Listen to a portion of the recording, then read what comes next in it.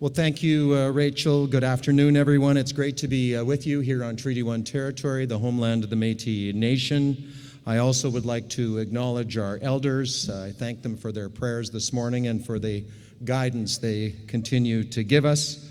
I'd like to start by thanking Steve Strang, Ted Priester, and the Red River Basin Commission, as well as Grand Chief Jerry Daniels and the Southern Chiefs organizations for bringing us all together, people from across the basin, to the west of us, to the south of us, and particularly give a warm welcome to some of our visitors from the United States.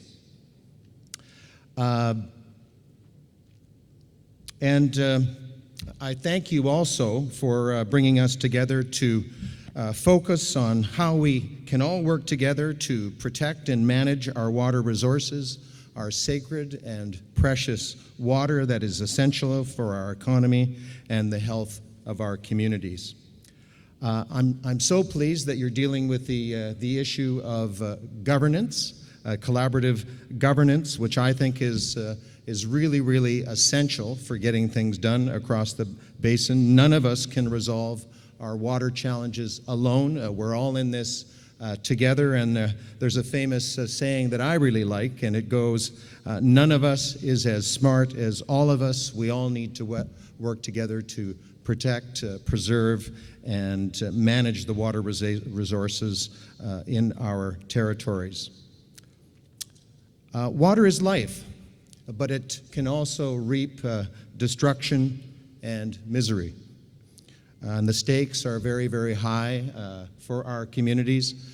Some of you will recall not very long ago, 2011, 2014, we had two floods, two 1 in 300 year weather events, costing the Manitoba economy $1 billion each. Thousands of people were forced from their homes. Some of them, like the Lake St. Martin band, are only returning to their homes now. This year, on the other hand, in southern Manitoba, we had the driest year on record, and there was drought throughout the prairies. So we are getting whipsawed between drought and flood, and climate scientists like Bob Sanford sitting at the front, who will be speaking to you in just a moment, we're getting whipsawed between these two extremes. Climate scientists have predicted this, and we have to prepare for more of this in the future. And this is taking a great toll on both our infrastructure, our communities, and on agriculture. On Lake Winnipeg, we saw the most severe toxic algae blooms in decades, fouling the nets of our fishers and putting a damper on our tourism industries.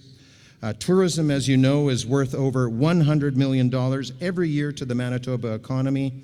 The lake supports a $20 million fishery. Most of our fishers are First Nations and Métis peoples, and so as another saying goes, the environment and the economy go hand in hand, and that's why we must put our shoulder to the wheel again to manage our water resources much better. The federal government is working very hard to address our water challenges through historic investments in infrastructure, particularly sewage treatment and flood management. $455 million is allocated to green infrastructure in the province of Manitoba. We are very fortunate to have partners in the province of Manitoba and our municipalities throughout the province. And through the $25.7 million Lake Winnipeg Basin program, who are proud sponsors of this conference today, we are investing in science, including a significant investment in the Lake Winnipeg Research Consortium and systematic efforts to collect data and find out where those nutrient hotspots are so we can manage, again, our water resources better and prevent that pollution in the first place. For the first time in the Lake Winnipeg Basin program, there is an Indigenous engagement stream of funding supporting projects that are led by the Assembly of Manitoba Chiefs, the Southern Chiefs Organization, and the Manitoba Métis Federation. I think for the first time as well, we're involving Indigenous students in research because it really is their future that we are talking about.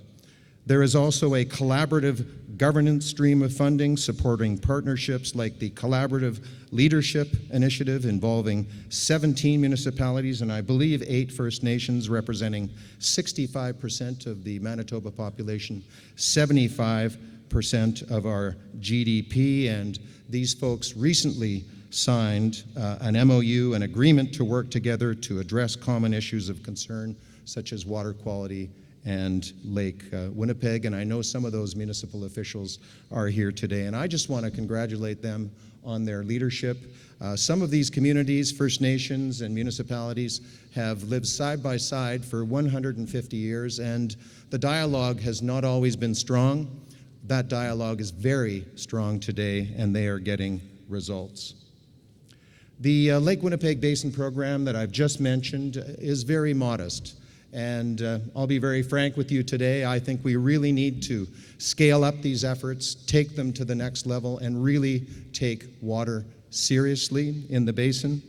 We need to do that in the context of the legal and political commitments of the United Nations Declaration on the Rights of Indigenous Peoples and the Truth and Reconciliation Commission's calls to action.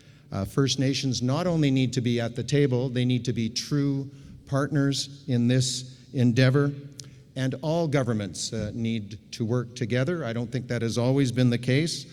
The provincial election is now settled, and I want to congratulate Minister Clark and her cabinet colleagues. We share much in common in terms of working together on the landscape, improving sewage treatment in our cities, because this really is a common challenge that we need to face together. Our municipalities need to step up, including the City of Winnipeg. There's been much in the news lately about their sewage treatment issues. All levels of government need to put their shoulder to the wheel to resolve those situations. Just winding down, I think you'll agree with me that elections are a good time to talk about issues such as water, and I'm hopeful water will be a major policy issue in the coming election.